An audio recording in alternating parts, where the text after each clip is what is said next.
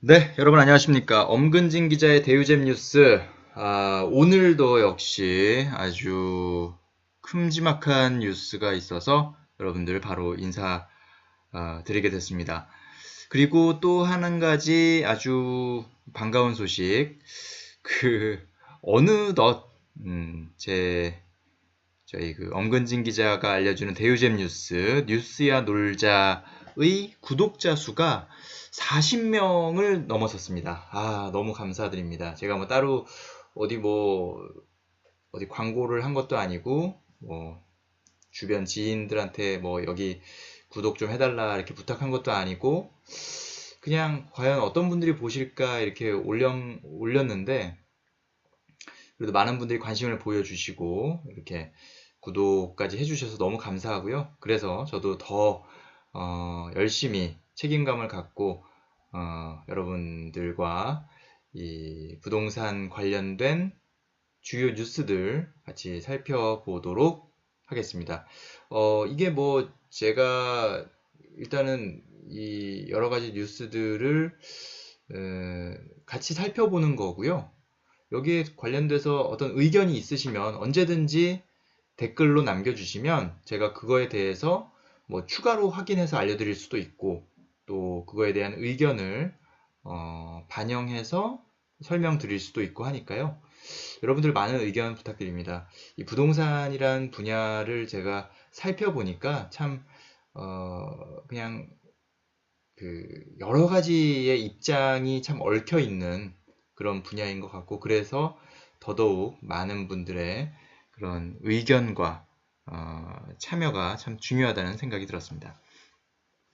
자, 서론이 좀 길었는데요.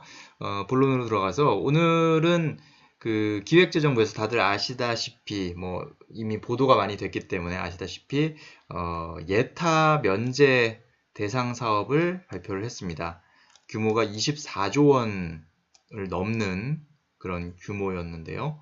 상당히 관심을 모았고 그 내용을 한번 살펴보도록 하겠습니다. 자, 2019 국가균형발전 프로젝트라는 이름 하에 정부가 발표를 했는데요. 일단 총 사업비 기준으로 보면 24조 1000억 원, 이제 단위는 조 단위인데요. 24조 1000억 원 규모의 사업에 대해서 예비타당성 조사 면제 결정을 내렸습니다. 일단은 가장 많은 분야가 전국 권역을 연결하는 광역교통 물류망 구축에 10조 9천억 원 규모가 해당이 되고요.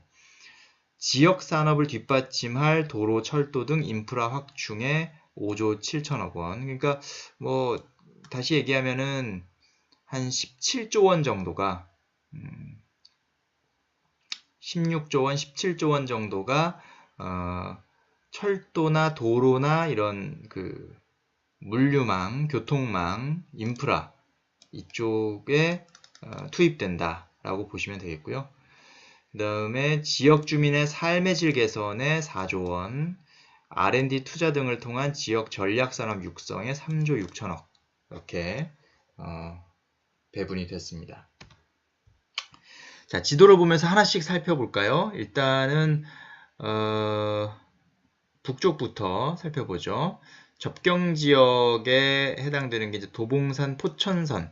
이게 지하철 7호선을 포천까지 연장하는 그런 사업이거든요. 서울 지하철 7호선을 포천까지 연장하는, 옥정에서 포천까지 연장하는 사업이 포함됐고, 이쪽 서쪽에서는 영종과 신도, 강화도, 인천 영종과 강화도를 연결하는 남북 평화도로가 포함됐습니다. 그러니까 수도권에서는 두 건이라고 보시면 되는데요.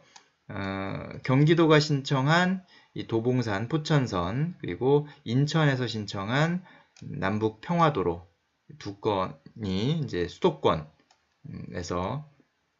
선정이 됐다라고 보시면 됩니다. 원래 수도권은 이제 제외하려고 했는데 이제 이 정도면 수도권은 수도권이지만 사실상 수도권이 아니다라고 볼 수가 있을 정도로 사실 좀 열악한 지역 또는 서울에서 상당히 좀 떨어져 있는 그런 지역이라고 정부가 판단을 한 것이죠.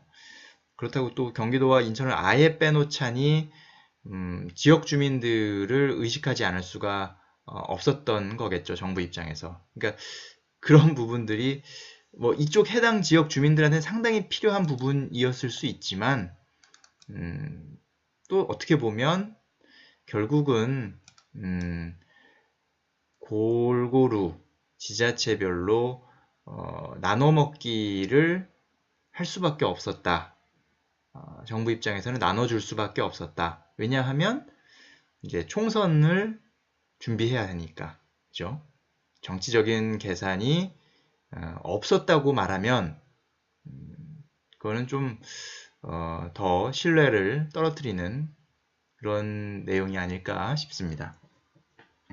자, 강원도에서는 제2경춘국도 남양주와 춘천을 연결하는 제2경춘국도가 역시 선정이 됐고요.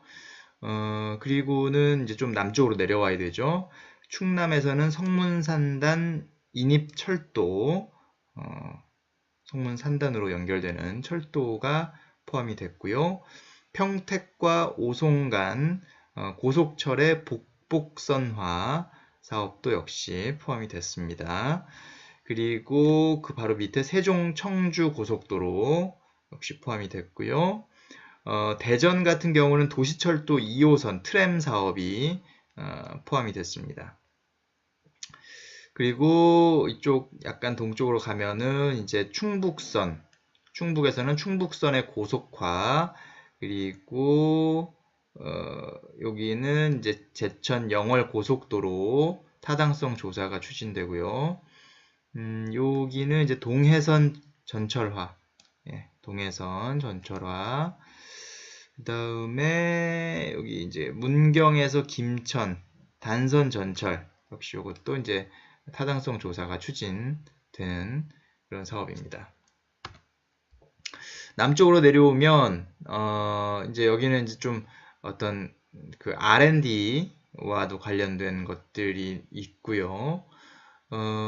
자, 경남에는 남부 내륙철도, 이게 이제 가장 이번에 선정된 사업 중에는 가장 큰 규모, 거의 5조 원 가까운 규모의 사업이 포함이 됐죠. 그래서 이제 뭐 경남이 가장 뭐 혜택을 많이 받았다라고 이제 표현하기도 하고요. 그리고 대구 산업선, 울산 외곽 순환도로, 울산의 산재 전문 공공병원, 부산의 사상 해운대 고속도로, 부산의 부산 신항 김해 고속도로, 이제 이쪽 부울경, 부산, 울산, 경남 이쪽에 조금 많이 몰려 있는 것을 볼 수가 있죠. 군산에도 전북의 상용차 산업혁신, 전북의 새만금 국제공항, 광주의 인공지능 집적단지, 광주 전남의 경전선 전철화, 그리고 수산식품 수출단지가 전남에 해당이 되고요. 그리고 서남해안 관광도로 이렇게 선정이 됐고, 제주도에도 하수처리 시설 현대화 이렇게 선정이 됐습니다. 뭐 골고루, 그러니까 뭐 거의 각 지자체별로 하나씩 일단은 최소 하나씩은 들어갔다 이렇게 볼 수가 있겠죠. 자, 과거 사례와는 어떤 게 달라졌느냐? 과거에도 이제 예타 면제로 추진된 것들이 있었으니까요. 과거에 이제 보면 2008년에 30대 선도 프로젝트라는 이름으로 예타 면제가 실제로 있었고요. 2009년에 4대강 사업, 아주 많은 사람들의 공분을 샀던 4대강 사업도 역시 예타 면제 사업 중 하나였습니다. 그래서 사실 이번 그 문재인 정부의 예타 면제 추진에 대해서도 시민단체의 반발이 상당히 심했고요. 거기서 든 게 바로 예로 들었던 게 과거에 4대강 사업을 벌써 잊었냐. 4대강 사업 때 대표적으로 이제 예타 면제를 통해서 상당히 혈세를 낭비했던 그런 사례가 있었는데 그것을 그대로 답습하는 것이냐라는 시민단체의 지적이 있었고요. 뭐 그럼에도 불구하고 정부는 뭐 예타 면제 사업을 선정하겠다고 발표를 한 것이기 때문에 추진을 했고 결국 오늘 발표까지 했는데 다만 당초 계획보다는 선정 규모가 좀 축소된 부분 바로 이제 이러한 지적들이 좀 현 정부에도 부담이 됐던 부분이라고 생각이 듭니다. 다만 이제 차별성을 뒀다면 기존에는 이제 SOC 사업 위주로 예타 면제가 추진됐다면 이번 문재인 정부는 R&D 투자 같은 지역 전략 산업 육성 관련 사업도 포함했다라고 좀 차별화 포인트를 홍보를 했습니다. 다만 여기서 조금 너무 낯부끄러운데 다수 포함 이렇게 돼 있잖아요. 아까 이제 표에서 봤지만 뭐 R&D 투자 이런 거는 3.6조였거든요. 24조 원 중에. 근데 이걸 다수 포함 이렇게 표현하는 게 조금 너무 자기 중심적으로 이렇게 평가해서 너무 후하게 표현하는 것이 아니냐라는 그런 느낌이 들거든요. 그냥 뭐 육성 관련 사업도 포함됐다 뭐 이렇게 정도 하면 아주 드라이할 것 같은데 이거를 뭐 다수 포함 이러니까 꼭 자기가 꼭 잘한 거는 아주 좀 부풀려서 말하고 싶은 그런 느낌이 드니까 오히려 더 좀 반감을 살 수 있고 좀 거부감이 드는 부분이 아닌가 싶습니다. 물론 이제 정부를 적극 지지하시는 분 입장에서는 이런 부분들을 이거 봐라 예전에 뭐 이명박 정부나 이런 4대강 사업과 달리 R&D 투자 같은 그런 지역 전략 산업 육성에도 상당히 신경을 썼다 이렇게 얘기할 수 있지만 뭐 그것도 틀린 말은 아닙니다만 근데 이걸 너무 강조해 놓으면 좀 이거에 대해서 좀 너무 포장하는 느낌이 들어서 그 부분은 조금 아쉽다라는 생각이 들고요. 자, 중앙정부 주도의 탑다운 방식이 아닌 지역이 주도하여 제안한 사업을 중앙이 지원하는 바텀업 방식으로 선정했다. 뭐 이거는 그동안 그 국가균형발전위원회에서도 얘기했던 부분인데 뭐 지역 지자체에서 하도 많이 뭔가 요구가 많았다라는 그런 민원들을 수용하는 차원에서 이 예타 면제 사업을 진행했다라는 건데 그러니까 이제 어떻게 보면 이것도 지금 이 예타 면제 사업을 강행하는 것에 대한 좀 변명이라고 볼 수도 있거든요. 사실은 어떻게 보면 그러니까 아니 이거 예타 왜 면제해 주는 거냐? 혈세 낭비하는 거 아니냐? 예타라는 제도를 만들어 놓고 경제성을 잘 체크하도록 해 놓고서는 왜 면제를 하도록 하는 것이냐? 라고 하는 지적에 대해서 정부가 이제 빠져나갈 구멍을 하나 만들어 놓은 거죠. 아니 지역에서 지방 정부들이 지자체들이 자꾸 요구한다. 예타 면제해달라고 요구한다. 이건 지역민들이 바라는 거다. 우리가 해줄 수밖에 없다. 이런 식으로 이제 명분을 만든 건데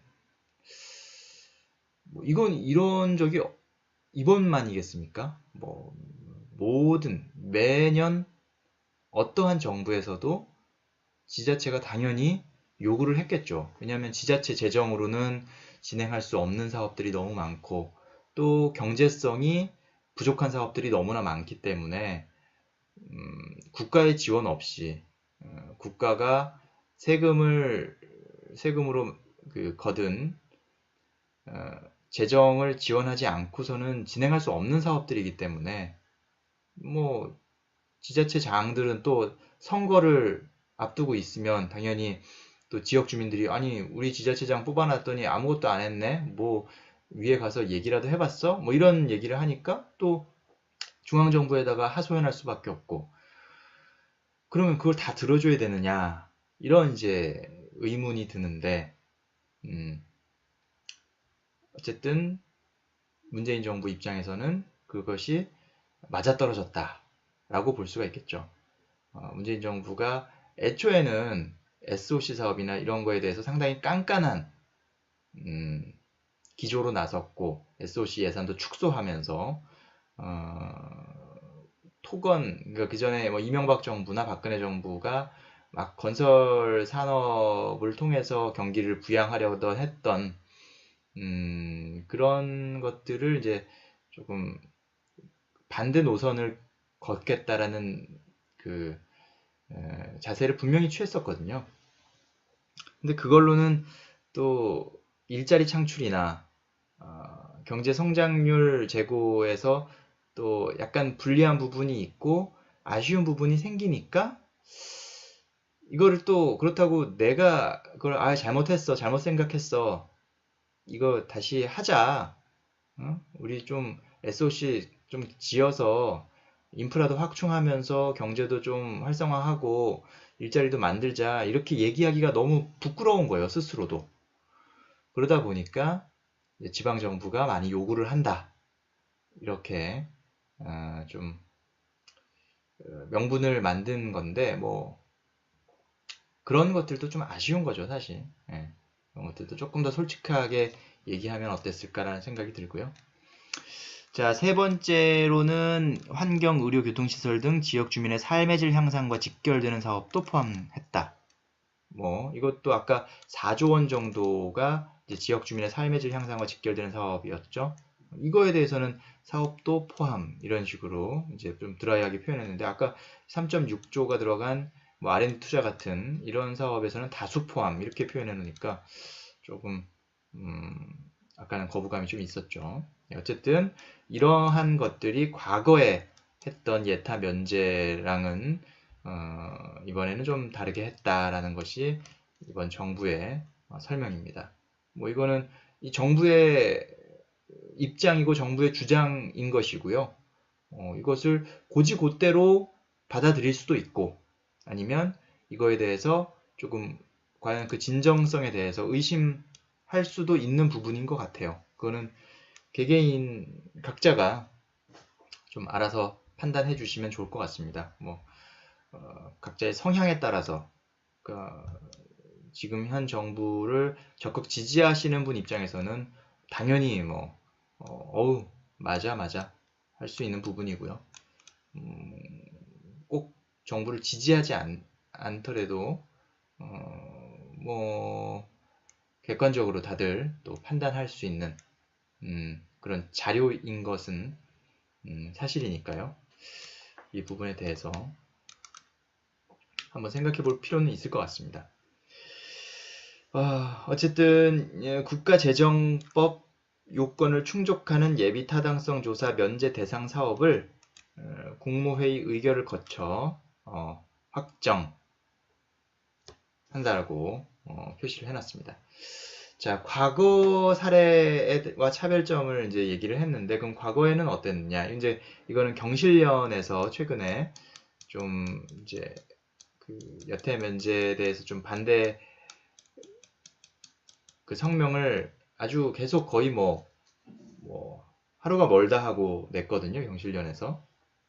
경실련에서 집계한 자료를 보니까 과거 역대 정부별로 예타 면제 사업의 그 현황을 좀 집계한 겁니다.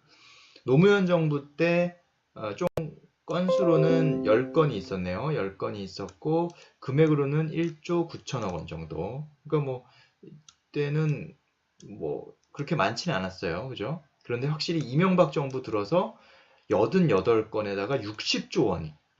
역시 뭐 이 전형적인 아주 그 건설업, 토건으로 뭔가 경기를 부양해 보려는, 일자리도 만들고 뭔가 으쌰으쌰 해보려는 그런 아주 스탠스가 명확하게 드러났던 게 바로 이명박 정부였죠.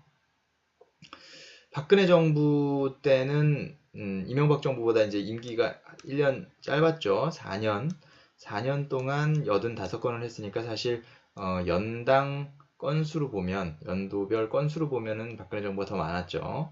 다만 금액으로 보면은 23조 정도, 그러니까 이명박 정부 대비해서는 한 3분의 1 수준이었고요.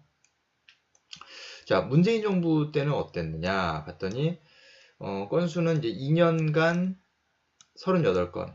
그러니까 뭐 건수로 보면은 뭐 이명박 정부나 박근혜 정부와 뭐 비슷한 수준이라고 볼 수도 있어요. 박근혜 정부보다는 조금 적을 것 같고 이명박 정부보다는 조금 많은 것 같아요. 그죠? 건수로 봤을 때. 금액으로 보면 어떠냐? 29조 5,927억 원. 거의 30조 원이 가까워지는데 2년간 30조 원이니까 어떻게 보면 이명박 정부보다 더 많다고 볼 수도 있죠. 이명박 정부는 5년간 60조 원이니까. 다만 여기에는 이제 단순 SOC 그 사업뿐만 아니라 뭐 공공청사 신축 뭐 이런 것들 그런 사업까지 다 포함된 액수라는 거. 근데 어쨌든 경실련에서는 그런 부분들까지 그 예타 면제 사업으로 감안을 해서 집계를 했고요. 그래서 문재인 정부의 이런 뭐 예타 면제나 그런 사업도 상당히 많았다라는 걸 좀 강조를 하고 있습니다. 관련된 성명 내용의 일부분입니다. 앞서서 이제 뭐 적폐로 비판을 했던 이명박 정부의 4대강 사업과 같은 규모다라고 이제 설명하는데요. 그게 어떤 내용이냐면 이제 SOC 에타 면제 사업만 보면은 1.2조. 그러니까 이건 이제 29조 원인데 여기에는 아까 다른 것도 좀 포함됐다고 했죠. 그러니까 순수하게 SOC 에타 면제 사업만 보면은 얼마 안 됐지만 오늘 이제 24조 원이 추가가 됐고 그래서 총 25조 원인데 여기에다가 뭐 다른 그런 뭐 공공청사 관련된 사업이나 이런 걸 살펴보면 전체 이때까지의 면제 규모가 문재인 정부에서도 55조 원이나 된다. 이제 오늘 24조를 합해서요. 그리고 이번 발표와 별도로 예타를 무시하고 추진되고 있는 50조 원 규모의 도시재생 뉴딜을 포함하면 전체 규모가 100조 원을 넘어설 것으로 예상된다. 이건 상당히 아주 센 표현이죠.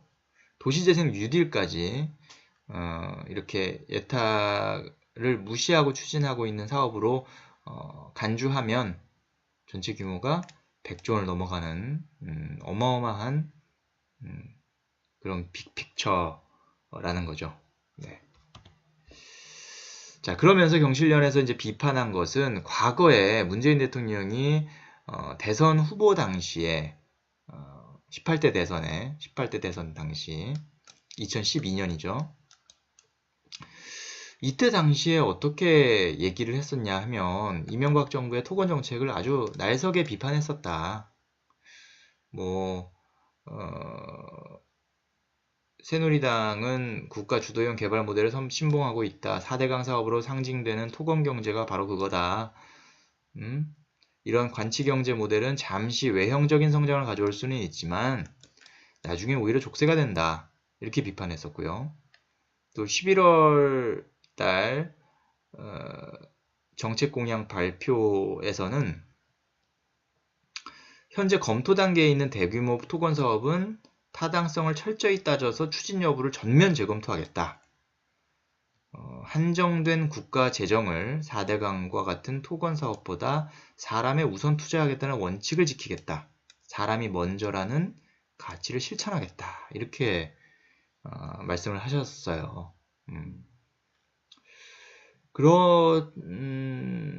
그랬던 분이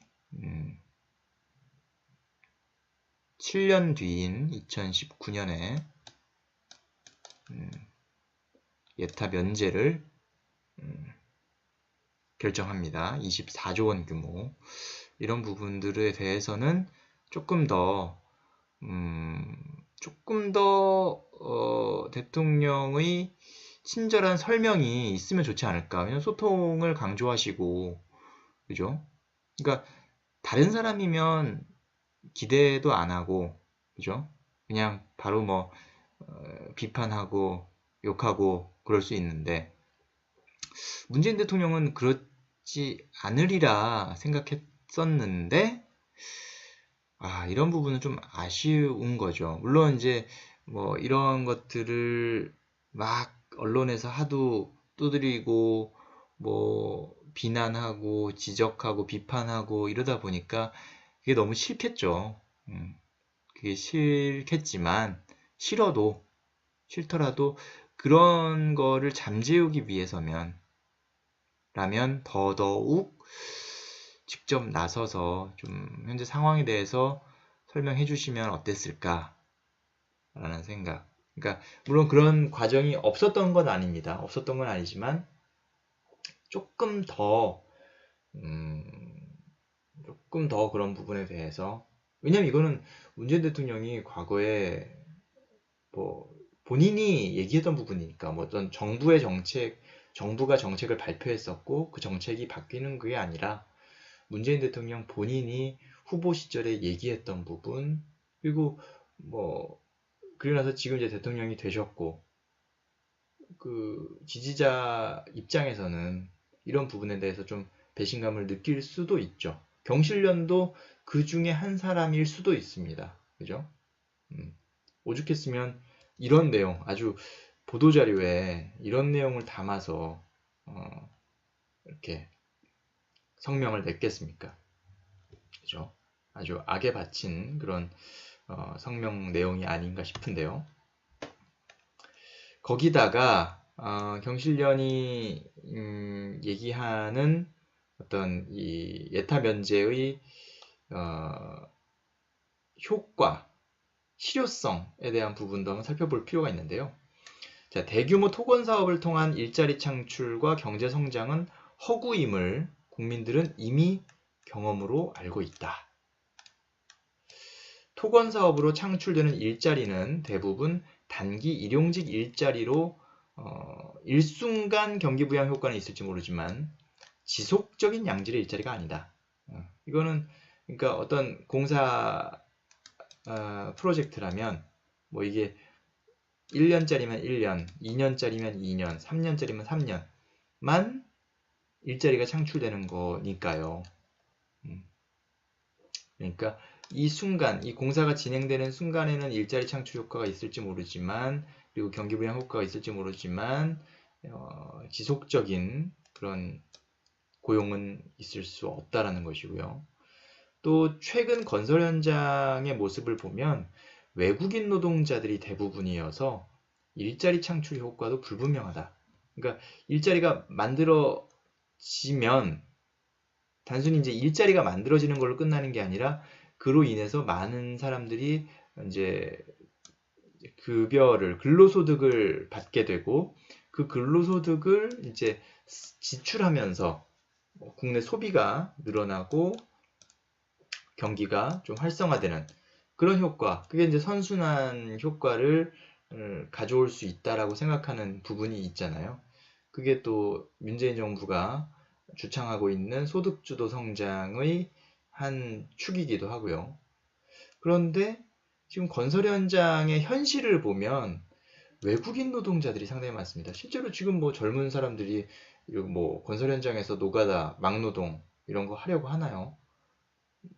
예전에도 젊은 사람들은 그런 걸 꺼려했지만 지금은 더더욱 아마도 꺼려하고 있고, 외국인 노동자들이 그 자리를 채우고 있는데, 그 사람들은 뭐 어쨌든 돈을 벌러 온 것이기 때문에 자기네들은 당연히 이제 뭐 일자리가 많거나 혹은 뭐 그런 건설 자리가 많으면 더 많이 들어올 수도 있고, 아니면 뭐 더 열심히 일을 할 수도 있죠. 그럼 그 사람들이 돈을 모아서 뭐 아주 기본적인 건 쓰겠죠, 한국에서. 하지만 상당한 수준의 돈은 또 본국으로 보내서 본국에서 자기를 기다리고 있는 가족들이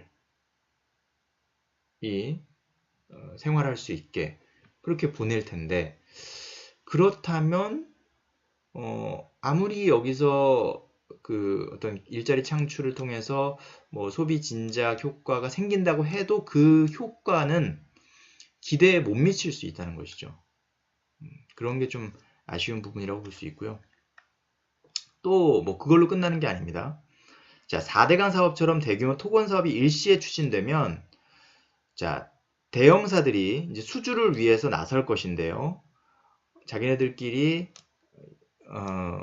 치고받고 싸우지는 않을 거예요. 왜냐하면 어차피 한 군데가 그걸 다 싹쓸이 수주를 뭐 할 수도 없을 뿐더러 해봤자 어차피 본인이 다 그걸 커버가 안 되기 때문에 결국은 나눠먹기일 수밖에 없거든요. 능력이 되는 대로. 그렇다면 거기서 뭐 나눠먹기를 그냥 주사위 던지듯 그렇게 할까요? 다 계산해서 하겠죠. 계산해서 야, 내가 여기는 먹을 테니까 너가 여기 먹어. 대신 나 입찰 들어갈 때 나 이만큼 100을 써낼 테니까 너 알아서 적당히 써내. 이런 식으로 해서 서로 담합이 나타날 수도 있죠. 과거에 이미 그런 사례들은 너무나 많았고, 물론 그것을 정부나 공정위에서 가려낸다고 하지만 가려내기 어려운 부분이 많고요. 왜냐하면 이거는 그러니까 꼭 어떤 이익을 위한 담합이 있을 수도 있지만 그냥 서로 사이좋게 나눠 먹기 위한 담합도 있을 수 있는 거예요. 그죠? 그 사업비 자체가 상당히 합리적인 수준으로 다 책정이 될 수는 있는 거잖아요. 그죠? 다만 자기네들끼리 제살 깎아먹기 하지 않고 저가 수주하지 않고 그냥 적정 수준에서 서로 나눠 먹기 할 수 있게 입찰에 들어갈 수 있다는 것이죠. 그런 상황이면 그것을 추적하기가 쉽지 않겠죠. 거기다가 이런 대형 건설사들은 직접 시공을 하는 것도 아니고 하청을 주죠. 하청을 주면서 그 사업비의 30-40% 공사비를 이익으로 가져가는 그런 구조가 나타날 수 있다. 하청만 심화될 것이다. 이런 전망이 나올 수 있고요. 그래서 경실련에서 결국 이번 예타 면제 사업의 피해는 결국 국민들이 떠안을 것이다. 우려된다. 이렇게 얘기를 하고 있고요. 그래서 아주 세게 얘기했죠. 문재인 정부는 촛불 정신을 내팽개친 토건 정부임을 선언한다. 당장 중단할 것을 강력히 촉구한다. 예타 면제 사업에 대해서 당장 중단할 것은 강력히 촉구한다. 이렇게 얘기를 했습니다. 자, 이런 부분들이 이제 정부로서는 상당히 뼈아픈 부분일 수 있어요. 앞서서 얘기했던 부분들을 인정하기도 싫고, 왜냐하면 인정한다는 것은 정책 실패를 공식화하는 건데, 이제 대통령 임기 3년차 접어드는데 벌써 그걸 내 실패를 인정하기가 쉽지는 않죠. 그죠? 그리고 또 뭐 일각에서는 아니 무슨 실패냐라고 얘기할 수도 있는 것이고요. 예, 그런 좀 상황인 것 같습니다. 자, 그럼 정부가 얘기한 이 예타 면제 사업의 추진 배경은 무엇이냐 살펴보겠습니다. 자, 추진 배경을 보면 지역 경제 활력 저하 속에 수도권과 격차가 심화되고 있다. 그러니까 이 프로젝트 제목이 국가 균형 발전 프로젝트 아닙니까? 그러니까 우리나라가 이렇게 있으면 지금 수도권에 너무 몰려 있는데 수도권에만 인프라가 몰리니까 자꾸 사람들이 수도권으로 몰리고 그러다 보니까 서울 집값 계속 오르고 이런 이제 악순환이 계속되다 보니까 지방을 좀 균형 발전시켜야 되겠다. 그래야 사람들도 지방으로 좀 갈 것이고 서울로 몰리지 않을 것이고 뭐 이런 것들을 좀 기대하는 것이죠. 근데 다만 우려되는 것은 이런 공사를 할 때는 잠깐 지방의 사람들이 내려가서 공사를 할 테니까 그때는 지방 경제가 조금 활성화될 수 있겠죠. 하지만 공사가 끝난 후에 계속 거기서 뭔가 남아서 누군가가 경제 활동을 하고 또 소비를 일으키고 생활할 수 있을지 그런 여건을 만들어 줄지 그러려면 기업이 내려가서 뭔가 일자리를 지속적으로 계속 제공을 해야 되는데 현실적으로 그러기가 쉽지가 않죠. 현재 우리나라에서. 그러니까 그런 부분까지 담보가 되지 않으면 이 지방 균형 발전을 위한 예타 면제 사업은 말 그대로 그냥 아주 잠깐 동안 그냥 뭐라고 하죠? 그냥 호르몬 주사를 맞는 뭐 그런 것밖에 안 될 수 있는 거죠. 그런 부분들을 앞으로 이제 정부의 큰 숙제라고 봐야죠. 이 사업을 진행해 나가면서 지방에 단순히 이 사업을 진행함으로써 얻어지는 그런 경제 효과에 만족할 것이 아니라 이것이 지속될 수 있는 지방에서 이런 지역 경제의 활성화가 유지될 수 있는 그런 여건, 토대를 좀 만들어 주는데 더욱더 노력을 해야 된다는 것이고요. 자, 성장 국적 얼마나 확대됐냐? 지금 보면은 상장 회사의 72%가 수도권에 소재하고 있다고 합니다. 그러니까 제가 아까 말씀드린 게 이제 지속적인 일자리를 제공하는 것이 중요하다고 했는데 기업의 70%가 수도권에 있다면 이 작은 땅덩어리에서 이 작은 땅덩어리 중에도 작은 수도권에 상장회사 10곳 중 7곳이 수도권에 있다면 당연히 다들 수도권에 오려고 하겠죠. 그죠? 연구개발 투자도 수도권에 편중되고 있습니다. 그러면 당연히 계속 서울만 커질 수밖에 없는 거죠. 그런 것들을 좀 분산시켜 보겠다는 게 정부의 생각이고요. 지역 발전에 필요한 대규모 프로젝트 추진에 어려움이 지속되고 있다. 인구가 많지 않고 공공 인프라가 취약한 지역은 대규모 프로젝트의 타당성 확보의 애로. 그러니까 어차피 지금 상황에서 지역에다가 뭔가 인프라를 깔려고 하면 경제성 분석이 답이 안 나온다는 거죠. 왜냐하면 지금 현재 인구가 별로 없으니까 또 기존 공공 인프라 자체가 취약하니까 그걸 비용 대비해서 편익 자체가 적게 나올 수밖에 없는 구조다라는 것인데요. 그렇기 때문에 이들까지 수도권 사업과 지방 사업을 동일한 잣대로 예비타당성 조사를 하는 것이 맞느냐, 그것이 너무 비현실적이다라는 그런 이야기인 거죠. 그러다 보니까 젊은 층은 계속 인구가 유출이 되고 있고 그래서 악순환이 지속되고 있다라는 것이죠. 자, 세 번째 추진 배경을 보면 지역의 성장 발판 마련을 위한 국가의 전략적 투자가 필요하다. 지역 발전을 뒷받침할 수 있는 어떤 그런 투자가 필요하다고 판단한 거죠. 지방에 좀 핵심 인프라도 깔고 전략 사업을 육성하면 시너지 효과가 창출될 것이다. 그리고 또 광역교통망도, 물류망도 이렇게 구축을 하고 R&D 투자 같은 대규모 프로젝트도 추진하면 지역의 성장 발판을 마련할 수가 있다. 그렇게 함으로써 국가와 지역의 상생 발전, 윈윈을 촉진할 수 있다라는 것이 바로 이번 예타 면제 사업 선정의 추진 배경이자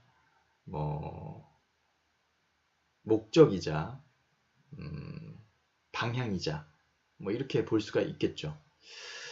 네, 아쉬운 부분이 물론 많이 있고 또 기대되는 부분도 많이 있습니다. 앞으로 정부의 그 역할이 더 중요해진 것 같아요. 숙제가 되는 것 같고, 그러니까 이거를 어쨌든 이렇게 하기로 된 거 이제 잘 진짜 하는 수밖에 없어요. 국가로서는 주사위를 던졌고 무조건 이제는 정부 문재인 대통령도 올 초에 신년 계획에서 경제에 대해서 상당히 포커스를 두셨잖아요. 그렇기 때문에 어쨌든 올해에는 뭔가 경제 분야에서 성과가 나야 한다라는 그런 부담감이 상당히 크게 느껴지는 그런 대목이 아닌가 싶습니다. 자, 이제 오늘 그 예타 면제 사업에서 사실 눈에 띄는 게 수도권의 GTX B 노선의 향방이었습니다. 근데 GTX B 노선은 일단은 예타 면제에서는 빠졌죠. 그러면서 작년 12월에 3기 신도시를 발표하면서 수도권 광역교통망 개선 대책을 내놨었는데 거기에 이제 핵심이 GTX의 뭐 조기 착공이나 혹은 빠른 그 사업 진행이었는데 GTX B가 이번에 예타 면제에서 빠지면서 사실 그 부분에 대한 지역 주민들의 반발, 또 아쉬움, 불만 이런 것들이 나오고 있거든요. 그래서 기재부에서도 그런 부분들을 감안해서 이 광역교통망 개선 대책에 대한 언급도 국가균형발전 프로젝트에 추가를 해놨습니다. 그러니까 그 정도로 사실 GTX 사업에 대해서는 국가가 아주 많이 신경 쓰고 있다. 지금 당장 예타 면제는 그 GTX B 노선을 못 넣었지만 최대한 빨리 GTX B 노선도 추진할 수 있도록 하겠다 라는 그런 맥락으로 읽혀집니다. 일단 GTX A는 지난달 그러니까 2018년 말에 착공을 했죠. 다만 착공식만 하고 아직 첫 삽은 안 뜬 그런 상황입니다. C 노선은 예타 통과가 확정이 됐고 이제 올 초에 기본 계획을 착수할 그런 예정이고요. B 노선은 올해 안에 예타 완료를 추진하기로 했습니다. 국토부에서도 적극 노력해서 연내에 예타 통과를 시키겠다라는 얘기를 하고 있고요. 뭐 청와대에서도 B 노선의 예타 통과는 상당히 낙관적인 것 같다라는 그런 관측을 하고 있어요. 하고 있고 또 뭐 교통연구원에서도 B 노선의 예타에 대해서 상당히 긍정적으로 지금 보고 있습니다. 그러니까 3기 신도시 발표 전에 살펴본 경제성만 해도 0.8 정도 되는데 3기 신도시가 남양주 왕숙지구에 66,000가구가 들어가잖아요. 그죠? 이 부분이 상당히 크고 또 인천 계양에도 3기 신도시가 조그맣게 남아 들어가고요. 그 결국은 B 노선의 그 수요가 예전보다는 더 늘어날 수밖에 없는 그런 상황이 되는 것이고, 물론 이제 3기 신도시가 얼마나 계획대로 잘 이루어지느냐도 변수가 될 수 있지만요. 일단 그것이 같이 동시에 이루어진다고 생각했을 때 GTX B 노선의 예타 통과 가능성은 상당히 높다고 보여지고요. 3기 신도시와 또 추가적인 수송 기능, 역할 이런 것까지 감안했을 때는 1을 넘을 것이다. 비용 대비 편익이 1을 넘을 것이다. 라는 지금 관측이 아주 우세한 상황입니다. 자, 신안산선은 올해 하반기에 착공을 계획하고 있고요. 신분당선 연장, 사실 가장 억울한 분일 수도 있는데 호매실 연장 사업입니다. 이건 사실 과거에 이미 예타를 통과했던 사업인데 이게 쪼개서 구간이 진행되는 과정에 이 구간이 오히려 이제 경제성이 떨어진다는 판단을 받고 지금 진행을 제대로 못하고 있는 그런 상황입니다. 정부는 어떻게든 지금 진행시키겠다는 입장이고요. 입주민 재원 분담 사업 제도 개선으로 신속히 추진하겠다라는 입장을 재차 밝히고 있습니다. 인천 계양 강화 고속도로도 올해 안에 예타 완료를 추진한다는 그런 계획입니다. 이러한 계획들이 이번에 담긴 걸 보면 확실히 이 부분에 대해서는 어쨌든 정부도 계속 신경을 쓰고 있다. 다만 좀 빨리 못하고 있는 부분은 정부가 책임을 져야죠, 사실. 사과를 해야 되는 부분인데 어쨌든 가기는 갈 것 같아요. 좀 시간의 문제이긴 합니다만 이러다가 또 정권 바뀌어서 또 말 바뀌는 건 아닌지 모르겠어요. 항상 그런 게 참 제일 아쉽고 속상한 부분이기도 합니다. 그리고 또 이제 교통 인프라가 좀 취약한 지역의 그 인프라를 어떻게 확충할 것이냐에 대한 부분인데요. 역시 이것도 수도권 광역교통망 개선 대책에 포함됐던 내용입니다. 별내선을 연장하는 부분, 3호선을 연장하는 부분, 또 한강선, 7호선 연장, 위례 트램 이런 부분들도 앞으로 이제 예비타당성 조사를 추진한다든지 올 초에 이제 기본 계획을 착수한다든지 이런 절차를 통해서 최대한 빨리 진행을 하겠다라는 것이 정부의 입장입니다. 뭐 이걸 고지고대로 다 또 믿고 그냥 언젠간 되겠지, 조만간 되겠구나 가만히 있어서는 또 안 될 수도 있어요. 아마 지역 주민들도 계속해서 정부에다가 민원을 넣고 주장을 전달하고 요구를 하셔야 될 겁니다. 그래야 정부도 좀 더 적극적으로 열심히 신경 써서 챙겨주겠죠. 가만히 있으면 잘 안 챙겨주는 것 같아요. 그런 게 또 그러다 보니까 사람들이 조그만 일에도 막 우르르 몰려가서 또 이렇게 요구를 하게 되고 얘기를 하고 그런 것들을 좀 정부가 자초한 것이 아닌가라는 생각이 드니까 좀 아쉽네요. 네, 그렇습니다.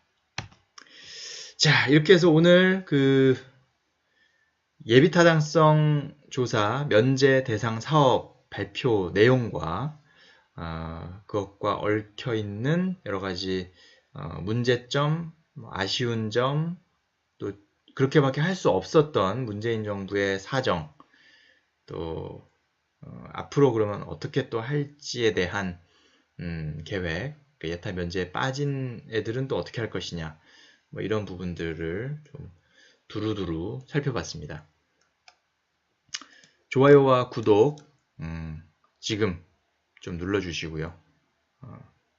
여러분들이 많이 좋아해 주시고 많이 구독해 주셔야 자주자주 만날 수 있습니다.